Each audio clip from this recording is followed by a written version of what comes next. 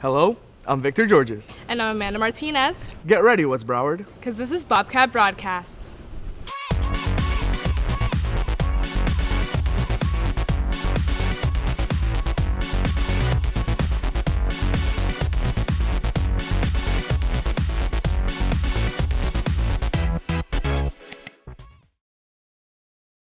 This month of November holds a lot of meaning to it, from tragedy striking in foreign countries to Americans uniting together for a meal with their loved ones. That's right, and this month gives us the opportunity to show how thankful we are for our surroundings and to be grateful for all we have.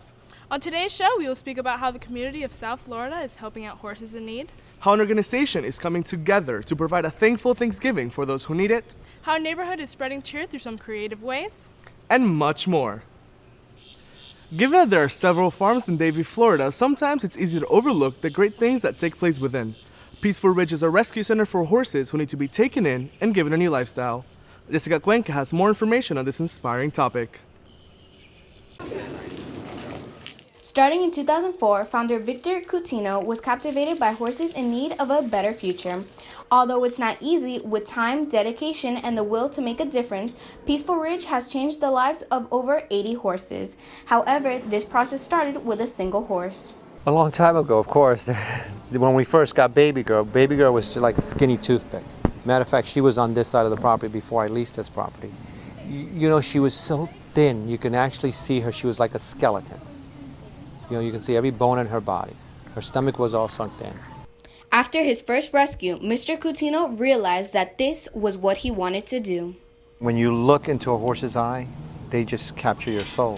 So that's how it all started. I just felt so sorry for them and bad for them, that they were being abused and neglected or not being fed. The community is a crucial element of Peaceful Ridge. They provide knowledge about horses, which ultimately gets them rescued by this organization. People call us and I go out and look at the horse, and sometimes a lot of people don't understand what's a skinny horse, what's a fat horse, stuff like that. So I go out there and look at the horse and it's fed and it's all right. And I'll go up to the owner's house too and let him know that I'm getting calls about your horse. You know, but I explain to the people that horse is not skinny, you know, or it has cancer, or it's a real old horse. So if anybody is out there and sees a skinny horse, to call their local police. Coutinho couldn't do it all without the love and help of all his volunteers.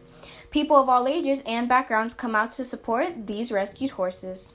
The reward of taking a horse that's been abused and neglected and has had such cruelty in its life, and seeing the transformation and being a part of it and being able to place that horse in a loving home is just the most rewarding feeling in the world, and that's why I do it.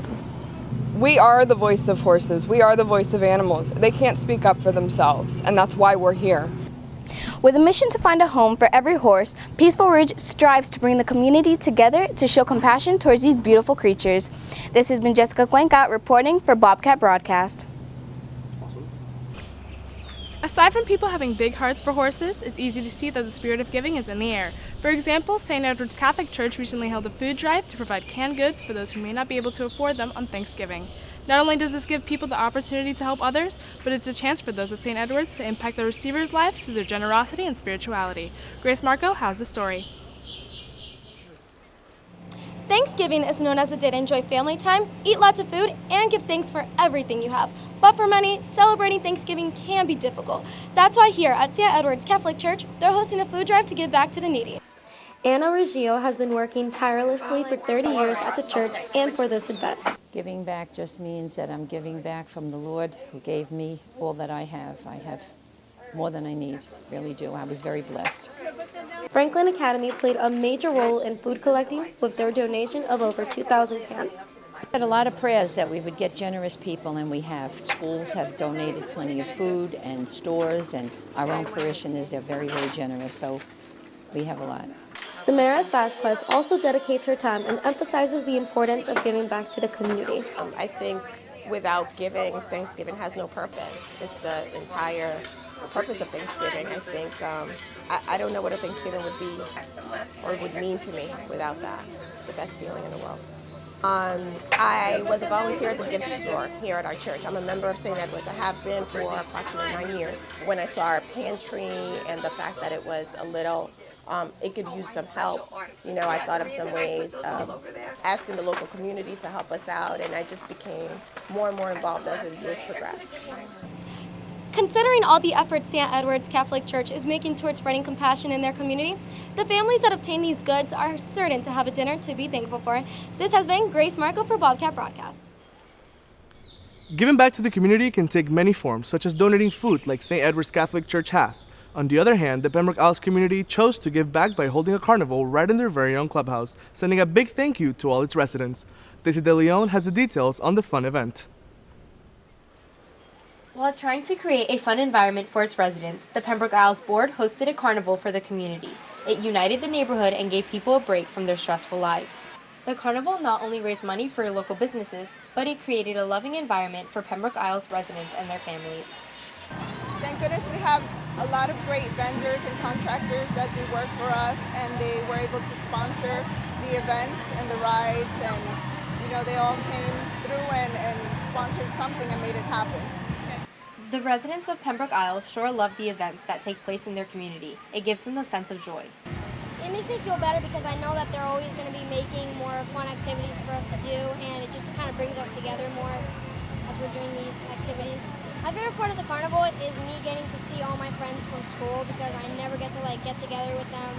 So, I don't know, I just meet up with them and that's how.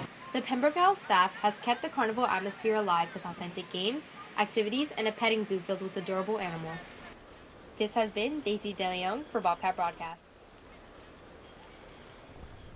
After seeing how November's a special month, it's time for a commercial break. When we get back, we'll take some time to remember the moment when tragedy struck the streets of Paris. And we'll show you how to make a quick snack with only 3 ingredients. We'll be right back. On Thursday, December 3rd, from 4 to 8 p.m., the National Spanish Honor Society will be hosting their 7th annual Hispanic Festival. This year's theme is La Feria Casals, to serve tribute to a Puerto Rican artist. This festival will feature traditional Spanish food, the Mr. and Miss West Broward Latino pageant, live Spanish music, a DJ, arts and crafts, traditional dances, vendors, and more. Not only will this event be super fun, but all the proceeds will go to Children's Harbor House, a local orphanage. If you have any questions, speak to Señora Torraca for more information. See you there!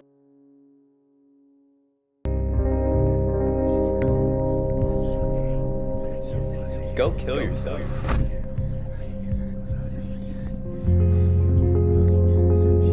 No one even likes you. You're just a waste of space.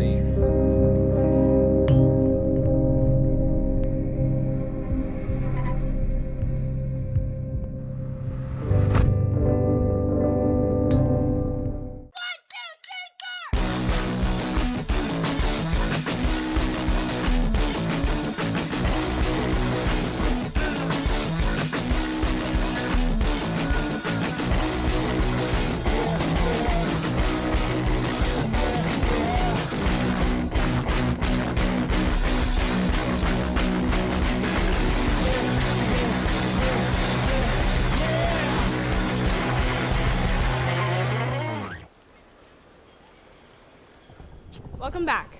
On a more serious note, on November 13th, the whole world was shaken by the news of a terrorist attack taking place in Paris, France. Everyone was taken by storm by this event in the City of Lights. Catherine Pithy has more details. Elle est âgée pour les vagues et n'en coupe pas. She's tossed by the waves but does not sink. This age-old motto has embodied and symbolized the perseverance of the city of Paris and its people after the attacks on the City of Light earlier this month. On November 13th, a series of suicide bombings and mass shootings in densely populated areas left both the nation of France and the world stunned. Attacks took place across the city in places such as concert halls, cafes, and even outside a stadium where the President of France, President Hollande, watched an international soccer match between the home country and Germany. These attacks were carried out by 7 men, all claiming to be representing the terror group ISIS. In this time of chaos, it is vital that we do not fall into war and contention. We instead must come together to offer our support in the form of solidarity for France in their time of need. As the world joins France in recovering from this attack, we see that France has been tossed by the waves but will not sink. This has been Catherine Pithy for Bobcat Broadcast. Whether they're sliced, baked into a pie, or eaten straight off the branch, apples are a delicious way to keep a balanced diet. Maddie Thompson shares a recipe of a dish that is sure to keep the doctor away. Hey guys, I hope you had a great week and that you stayed full. Last week we talked about how important it is to have small meals throughout the day so that you keep up your metabolism. But preparing these in the morning when you're running late to school can be a little stressful. I'm going to teach you a quick, simple meal that is easy to make and filling too. The ingredients we're going to be using are apples, peanut butter, and bread. First, we're going to start with the bread that gives you the fiber you need in your daily diet. Next, we're going to spread the peanut butter that gives you the first protein intake of the day. And lastly, we're going to slice the apples so that you can get the most antioxidants out of that fruit.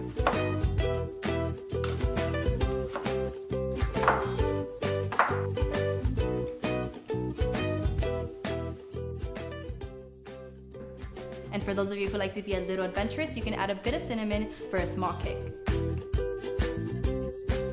That's it for this week's episode of Fun Food to Go. I'm Maddie Thompson, and back to Bobcat Broadcast. Now that we've been caught up with all the old traditions that have been celebrated and the new history that has been created this month, we've reached the end of our show. Remember to check out next month's episode where we speak about the most wonderful time of the year. This has been Amanda Martinez And Victor Georges. Have a great day and happy holidays.